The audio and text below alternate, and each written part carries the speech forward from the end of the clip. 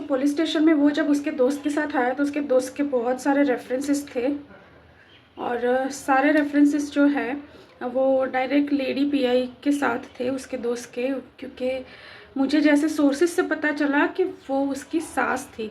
तो of course वो लोग मेरी बात अब सुनने वाले नहीं थे, लेकिन वो बात मुझे यहाँ अहमदाबाद आने के कई सालों के बाद समझ में आई और मेरे किसी भी वकील ने मुझे ये बात ना अवेयर की, ना समझाई, ना कोई हिंट दी। उन्होंने सिर्फ ये रखा था, सिर्फ और सिर्फ मुंह खोलते थे मेरी बारे में इंफॉर्मेशन जानने के लिए कि मैं क्या करती हूँ, मैं कहाँ रहती हूँ, जो कि मैं भी ट्रांसपेरेंट जब भी जाती थी डेट टू डेट मैं उनको बताती रहती थी, अंडरस्टैंडिंग दैट मेरा लीगल केस है, मुझे कोर्ट में सब कुछ सबमिशन कराना है और मुझे कोर्ट में केस फाइट करना है।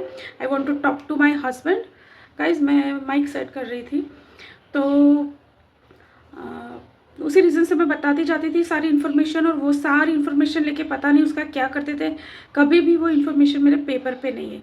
एनीवे बैक टू 2010 जब पुलिस स्टेशन में उसके दोस्त सब लोग आए तो उन लोगों ने साइड में जाके फिर कुछ बातें की वो पीआई के साथ, लेडीज़ के साथ, कि मुझे समझ ना आए और जो बात मुझे मेरे सामने करते थे, मुझे सुनाई भी देती थी, वो मुझे समझ नहीं आती थी क्योंकि वो कन्नड़ा लैंग्वेज में बात करते थे।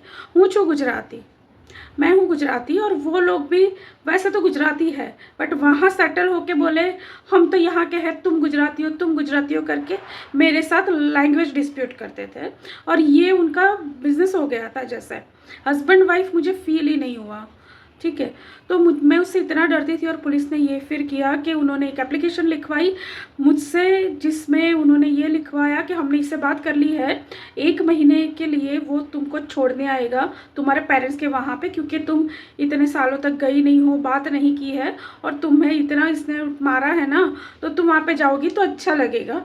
तो 1 महीना तुम वहाँ रह के आओ ताकि तुम्हारी हेल्थ रिकवरी हो जाए, तुम्हारा इमोशनल रिकवरी हो जाए, और फिर 1 महीने के बाद ये जब वापस लेने आएगा तो वो रेंट हाउस लेगा अलग से, और वो रेंट हाउस में हम दोनों फिर से नई लाइफ स्टार्ट करेंगे as a husband and wife, जहाँ पे मेरे इन लॉज या मेरी सिस्टर इन लॉ, मेरी ननद जो है वो इंटरफियर नहीं करेंगे। ये बात मेरे हस्बैंड के मन की है जो पुलिस ने बताई मुझे, ठीक है, वो ये चाहता है, ऐसा बताया।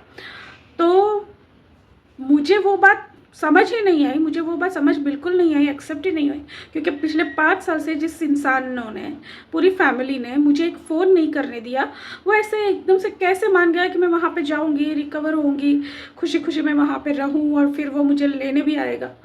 मुझे वो बात सहन नहीं हुई क्योंकि वो मेरा हस्बैंड है, मैं जानती हूँ उसकी ईगो लेवल, मैं जानती हूँ कि कितना एरोगेंस है वो, ठीक है। तो उन लोगों ने मुझे वापस वो लिखवाया, उसमें मेरी साइन ली, उससे अलग से एप्लीकेशन लिखवाई थी कि वो भी ये करेगा, नया घर बसाएगा, रेंट हाउस अरेंज करने के लिए, सारी चीज़ें नए से अरेंज करने के लिए उसको 1 महीने का टाइम चाहिए, इसलिए वो मुझे यहाँ रखने के लिए आ रहा है और 1 महीने के बाद ले जाएगा, ठीक है।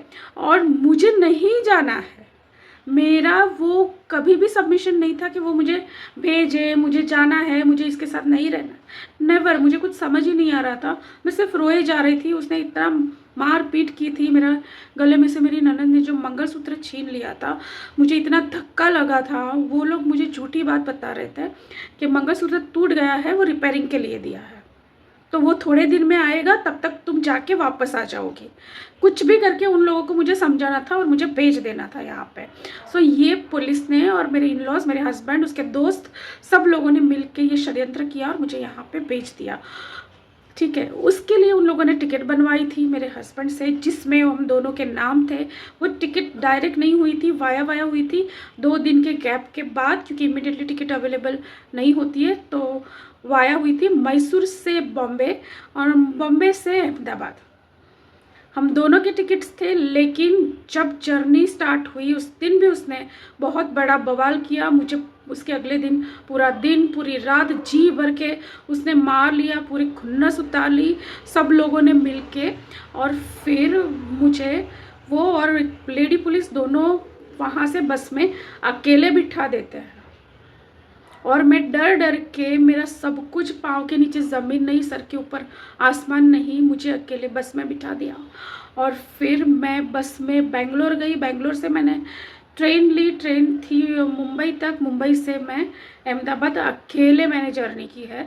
मैं अकेले आई हूँ और मुझे कुछ नहीं पता था कि मैं कहाँ जाऊँगी, मैं किसको मुंह दिखाऊँ। और अगर मुझसे पूछा गया कि मेरा हस्बैंड कहाँ है इतने साल के बाद, तो मैं क्या बोलूँगी। लेकिन मैंने उसके बारे में कभी मेरे परिवार वालों को आज तक भी बुरा नहीं बोला है।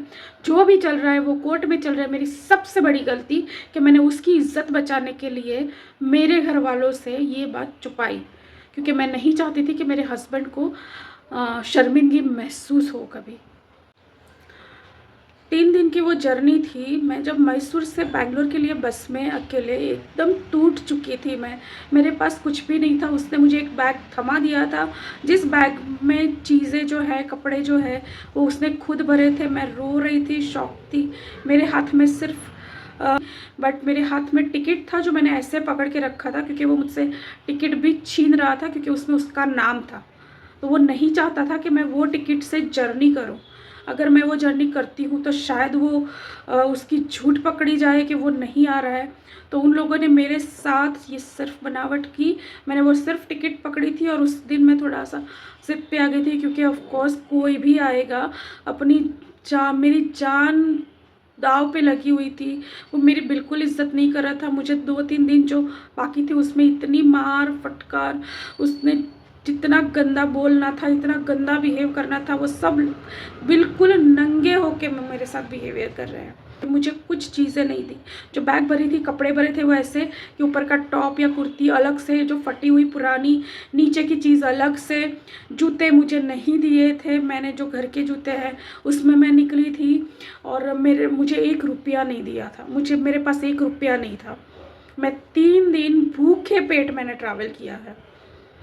और मैं वो बैग उठा के जब मैं यहाँ पे आके खोलती हूँ ना, तो मुझे धक्का लगता है कि मैं कपड़े भी नहीं पहन सकती थी। फटे हुए पुराने अलग अलग ऐसे कपड़े उसने भरे हैं। तो ये चीज़ें हुई। यहाँ पे आने के बाद मैं सबसे पहले, जिन्होंने मेरी शादी कर रही थी, आपने अगर मेरे अगले पार्ट्स नहीं देखे हैं तो प्लीज़ देख लेना, कि संजय परमार, नंदलाल परमार और भावना परमार, जो संजय की वाइफ है, वो मेरे भाई भाभी, मेरे बाप बने हुए थे। मैंने उनको कांटेक्ट करने की कोशिश की, लेकिन वो लोग कोई मेरे फ़ोन नहीं उठा रहे हैं। मेरे पास सिर्फ वो संजय परमार का नंबर था, वो मेरे फ़ोन नहीं उठा रहे हैं। मैं उनके घर पे गई तो उन्होंने मुझे कचरे के जैसे बाहर फेंका है, जैसे कि वो लोग मुझे जानते ही नहीं हैं। मुझे इतना धक्का लगा, लाइफ में पहली बार इतनी जलील और इतनी खराब बिहेवियर मैंने देखी, सुनी और खुद पे महसूस की। मैं चूर चूर हो गई। वहाँ से भाग के मैं मेरी माँ के घर पे आई। यहाँ पे भी रिस्ट्रिक्शन बहुत थे। बहुत शर्मिंदगी थी कि मैं क्या बोलती। इतने साल मैं सिर्फ और सिर्फ वो इंसान पे कहने पे मैंने सारे रिश्ते उसने तोड़वाए और मैंने तोड़े। बात तो वही हुई, मैं चाहती थी या नहीं चाहती थी। उसने कभी मुझे फ़ोन करने के लिए भी मना कर दिया था, और मैं उसके डर से या उसके प्यार में आके, या मेरा घर गृहस्थी बसा रहे, उसके लिए मैंने कभी चुपके भी फ़ोन नहीं किया, क्योंकि वो हमारे संस्कार ही नहीं है कि मैं कुछ भी ऐसा करती। मैं इतनी सी छोटी छोटी बात उसको बता देती थी। छोटी छोटी बात मेरी ननद को बता देती थी मैं, क्योंकि फैमिली है। मेरी माँ के घर पे आई, और जब मैंने उनको देखा तो मेरे मम्मी हड्डी जैसे हो चुके थे। मैं अपना दर्द पूरा भूल गई। मैं पहचान नहीं पा रही थी उनको। वो मुझे नहीं पहचान पा रहे थे। जब हम दोनों देख रहे थे एक दूसरे को, तो जैसे ऐसे देख रहे थे कि बिल्कुल अनजान है। पर मैं घर में नहीं आ सकती थी, क्योंकि उनके ऊपर इतना दबाव था, और वो सब कुछ मेरी वजह से था। मैंने ज़िंदगी में मेरी मम्मी की वो कंडीशन नहीं देखी थी जो मैंने उस दिन देखी। सब मेरी वजह से थी, क्योंकि समाज वालों ने उनको तोड़ दिया था, वो बीच वालों के कहने पे, और इतना धुतकार फटकार दिया है कि तुम्हारी लड़की ये कर रही है, वो कर रही है। मेरी मम्मी ने मुझे कुछ नहीं बोला, लेकिन मुझे बाहर के लोगों से पता चला कि वो लोग मेरी मम्मी को यहाँ पे टॉर्चर कर रहे थे, वैसे जैसे मुझे वहाँ पे टॉर्चर किया जा रहा था।